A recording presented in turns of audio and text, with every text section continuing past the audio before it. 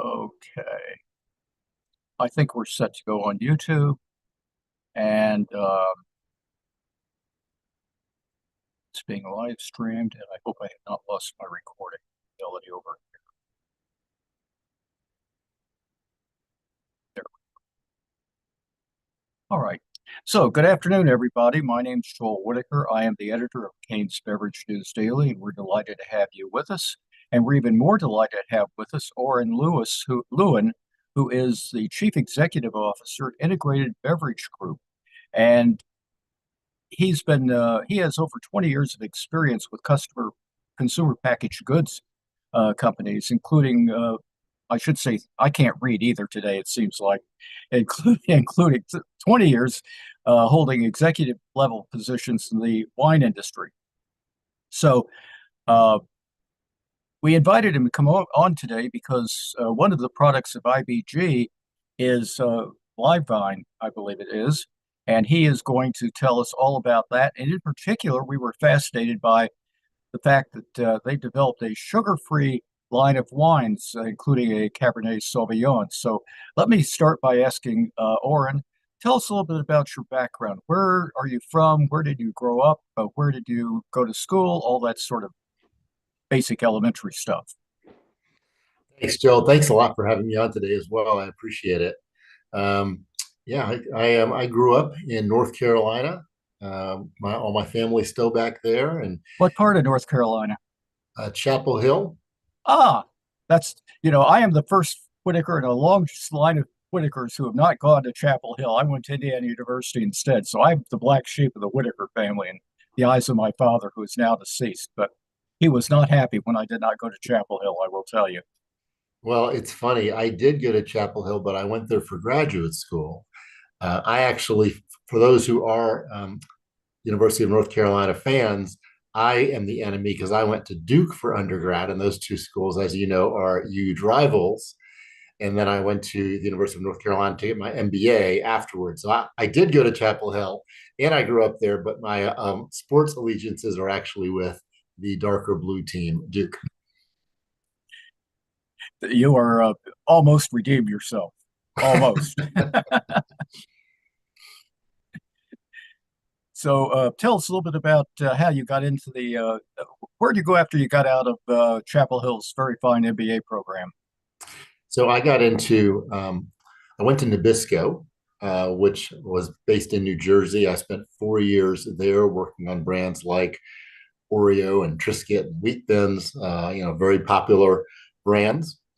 And then ended up taking a job with another consumer products company, Clorox, out in the Bay Area in 1998. And I got to work on uh, brands.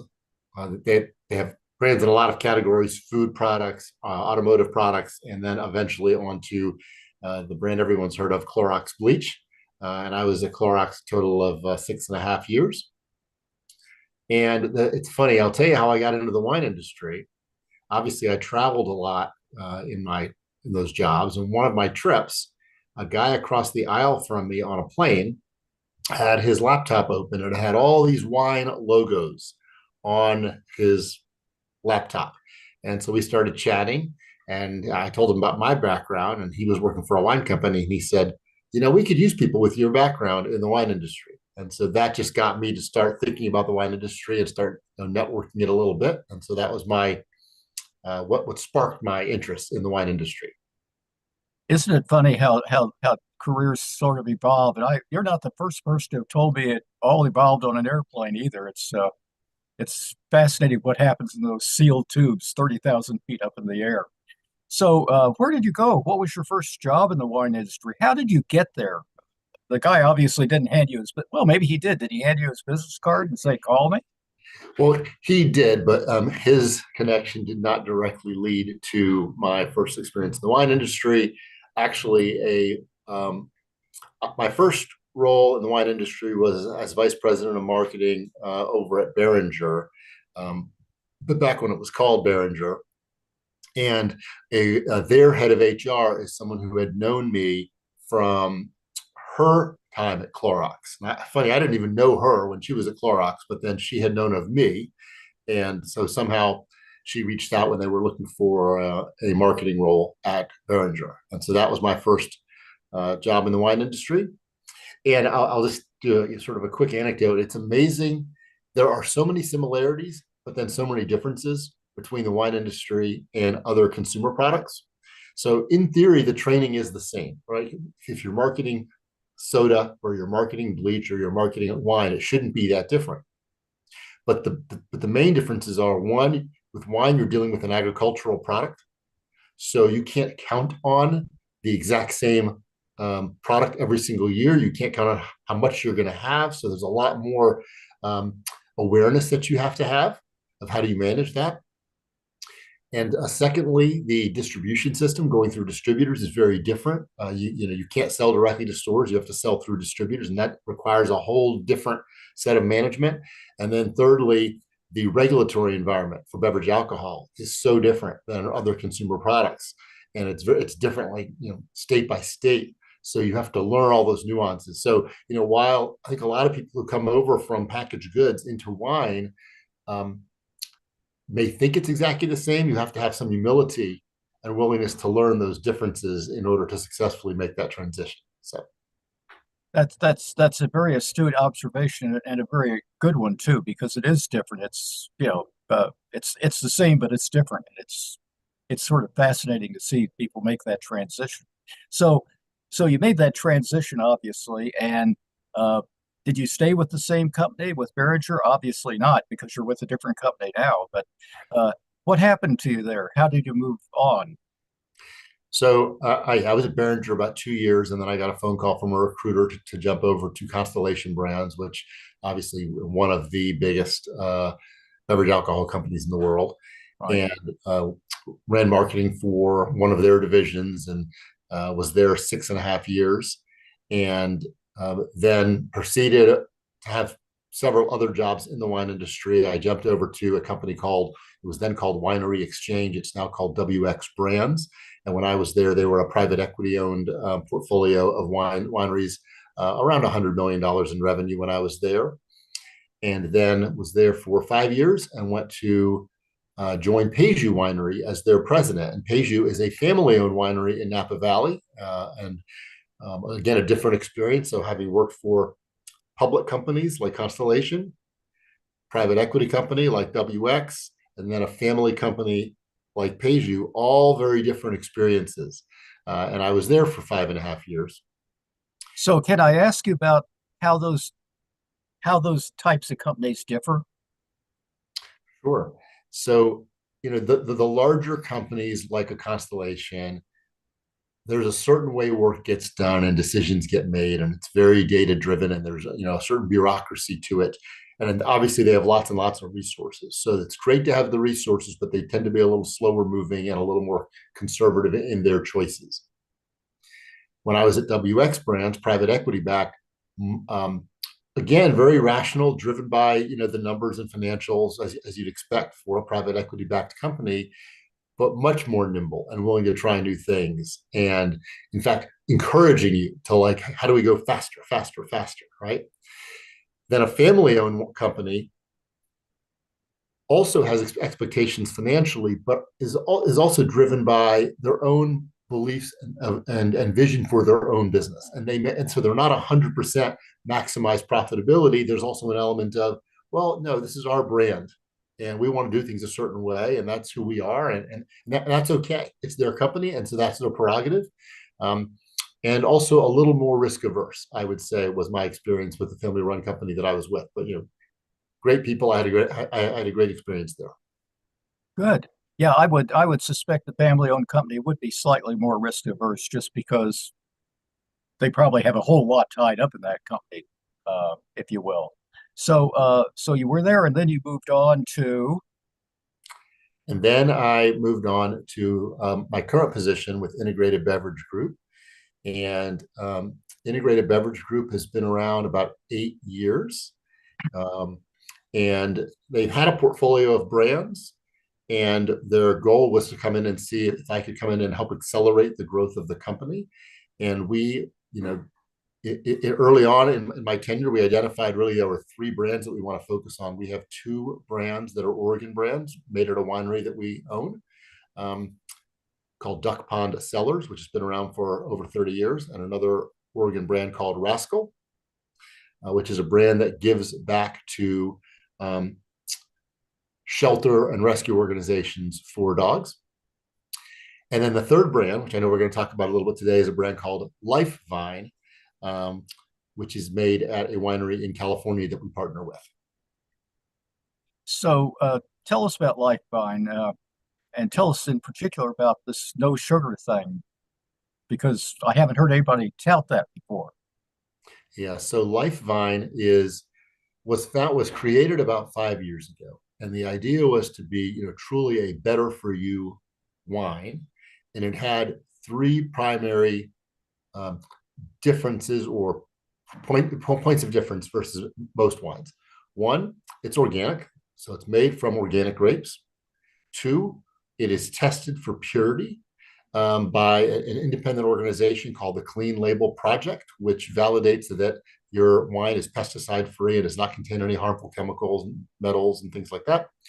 And then the last point is it was a zero sugar wine. And I say it in that order because for a number of years, and all of those things have been true from the beginning about Lifevine. And in consumer research, they all are really important. But the thing that we've latched onto more recently is if you walk into a store right now, like a grocery store, you see zero sugar products all over the store. You see zero sugar Coca-Cola. You see zero sugar yogurt, zero sugar candy. I've seen zero sugar baked beans. I kid you not. Okay. And so, based on that, we were feeling that the zero sugar was really resonating, not only with consumers, but also with some of the buyers that were out there, like the chain retail store buyers. And so we decided to really make that the primary focus of our marketing while we are still organic and also tested for purity. Good. So how's it doing? Well, let me back up a little bit. So if you can, how do you make a wine sugar free? Yeah, great question. First of all, well, a wine being sugar free, there's still trace amounts of sugar in it, but it has essentially less than a half gram, which is of sugar per serving or per glass of wine, to qualify as zero sugar. That's the technical definition. There's still trace amounts of sugar in all wine because obviously there's sugar in grapes, and that's part of what gives it flavor. But any wine that is made what's called dry, like purely dry, would qualify as zero sugar. The issue is there also are a ton of wines out there where the winemakers are adding sugar, not literally pouring sugar into the wine, but they use what's called grape concentrate. And the grape concentrate contains additional sugar, and they blend it into the wine. And yeah, as you know, with many people, we've actually done research, 72% of consumers are trying to reduce or limit their sugar intake. And nutritional facts are not required on alcohol in the US the way they are with other food and beverages. As a result, if a consumer walks up and buys a bottle of wine, they have no idea how much sugar is actually in that wine. Okay. And so we wanted to make it really transparent. So we put the zero sugar right there on the front label. And we also have our nutrition facts on the back label so people can see all of that very transparently. So it's not so much this magic. I think there, in terms of the winemaking, but consumers don't know which wines do and don't have sugar. The trick, though, to make a dry wine have that sort of really great flavor profile that feels very mainstream is just in the way we're picking at the correct ripeness. And we're getting a lot of that fruit character that's coming through, which gives you a perception of sweetness without actually having sugar. Makes sense to me. So how do you market this? And how's the product doing? It seems to me like you've got a great selling point, but how are you doing? So Knocking Gallo out of the box or what? Well, I'll take the first question first. Right? How do we market it? I think we want to be very transparent in all of our communication around all three of those points that I mentioned, because not very many wines have can say all of those things, and that's very important. Um, the sugar point specifically, we are actually showing visually just how much sugar is in certain competitive brands that are in the market, certain leading brands, and actually showing a visual of a little beaker filled with sugar, which is the amount of sugar that is in certain bottles of wine that you might find at a store shelf, and then showing our beaker right next to it with like grains of sugar. You can hardly see them. And when we found that's a very compelling visual to show side by side, because people don't realize just how much sugar is in some wines. So we want to make that very sort of educate people about that. So you're doing that as a shelf talker? We'll do it as a shelf talker or as on our displays in stores. We're doing it in some social media, on our website. So we're trying to just incorporate that, because there is this educational component that once consumers see that, they go, "Oh my God, I had no idea!" Right? In terms of how it's doing great. We are starting to get distribution in some of the chain stores, and chain stores are more challenging to break into often because they want to see something, really unique and taking off in the market. So we're starting to see that now. And I would expect that in the coming, 6 to 12 months, we're going to see a lot more distribution around the country. Right now, we're in certain geographies where we have distribution, but that is starting to gain momentum as we present it to other chains. Okay, good. So that leads to a couple more questions. In terms of distribution, are you looking for distributors, or do you have all the distributors you need, and now it's just a matter of getting the product out into the chain stores and perhaps into the individual package stores too? Yeah, we are not looking for distributors. We are very happy with our distribution network nationally. And so pretty much every state we have distributor coverage. Certainly we are looking to get both into independent package stores, fine wine stores, liquor stores. And that tends to come a little faster. So in the Northeast, which is more dominated by independent liquor and package stores compared to chain stores, we have a lot more distribution. And then we are also looking to get into additional chain stores. Like we have distribution in a number of chains right now, but there's plenty more to go. Good. And are you finding that you can rely on the distributors, or do you have to send out your own people to do that also? It's definitely a team effort. I mean, I've always believed that you don't want to be totally reliant on the distributor. You want to also send your own people in to the buyers and make contact yourself and present it yourself, because the distributor has many brands which they are representing, and so no winery of our size is going to be their top priority. So we absolutely want to go in and talk to the buyers ourselves. At the same time, we also need to partner with them, because we don't know every buyer. Okay. And Right. not every buyer will see our people, because there are some buyers who only see the really large wineries. And so we also partner very closely with our distributors at the same time, but definitely not wanting to be fully dependent on the distributor either. Good. And as you said, you're expecting to see that distribution situation open up now because you're starting to get that traction. And I would assume, although I don't know what I'm talking about, but I would assume that once one chain opens up, it's easier because you can then say, and so, and Kroger just added, or and Albertson just added, or Publix just added, and then they say, oh well, maybe I should look at this. That's exactly right. I mean, it's a combination. Like for us, we do have distribution in Publix. We have some distribution in Harris Teeter, which is a division of Kroger. We have some distribution in Ralph's, which is a division of Kroger. We are about to get distribution in Albertsons, Vons, and Pavilions, part of the Albertsons companies in Southern California. And there's a number of other ones. But it is true that there is sort of this momentum that builds. At the end of the day, though, what the chains are really looking at is the data, right? Because the chains all purchase what's called scan data, right, which is actually showing how well something is selling at the other Right. chains.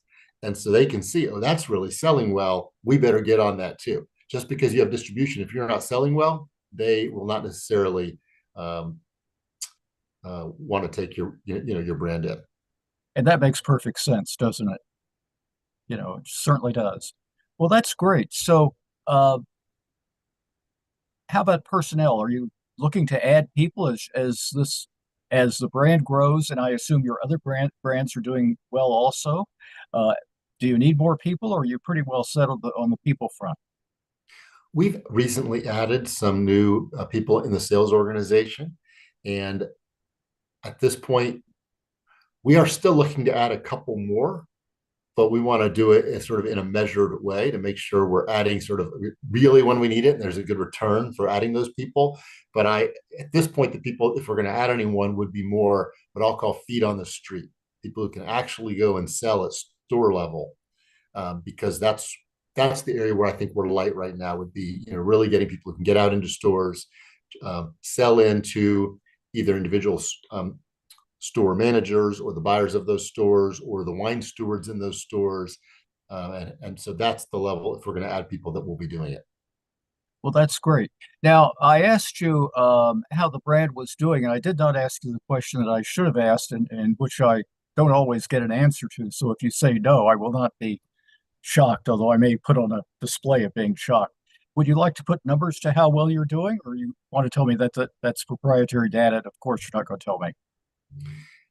Uh, it's a In great. which case, I'll go, ah, um, we're we're projected to do around 80,000 cases of Life Fine this good. year. We are up double digits significantly. Uh, and so I'm happy with how the brand is doing. Of course, I always want to grow faster and be bigger, right? So we're working on that. Good. Excellent. Well, thank you very much.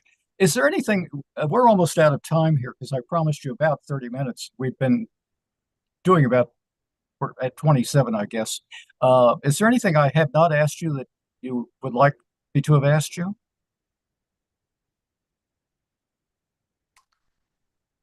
No, I don't think so specifically. I will say that part of what people can be on the lookout for is we're looking to figure out how to get our um, that message about zero sugar out much more broadly and faster via social media, via influencers, via some educational um, programming that we're working on right now that I'm not going to say what it is, but I'm really excited about that. So I think that's really the thing for us is we have to get our brand awareness and that message out there a lot more broadly. And that's going to be, I think, the thing which unlocks our growth even faster. So that brings me back to a question I should have asked that you just triggered.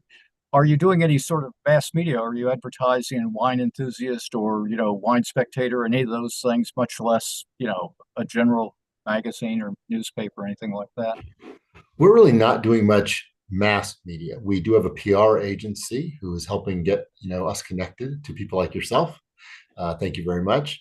And we have a social media specialist who sort of manages all of our social media again to get the message out there.